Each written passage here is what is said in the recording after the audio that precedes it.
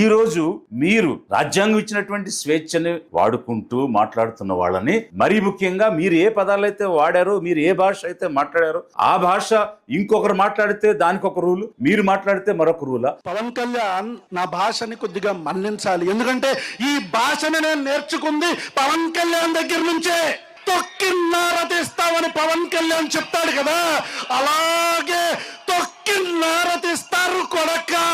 పోనీ మీరు అపోజిషన్ ఉన్నప్పుడు అప్పుడు మాట్లాడారు అనుకుందాము, బట్ ఈ రోజు ఒక కేబినెట్ మంత్రి అయ్యారు కదా, కేబినెట్ మంత్రి అయిన తర్వాత కూడా తొక్కినారా తీస్తా, ఒలుస్తా, కొడకల్లారా కొడతా, ఇట్లాంటి మాటలు ఒక ప్రతి వైసీపీ గుండాకే చెప్తున్నాను. ఫర్ ఎగ్జాంపుల్ మీ ప్రభుత్వం వచ్చింది అనుకుందాం, తొక్కి నారా తీస్తాను మీకు చెప్తాను, గుర్తుపెట్టు.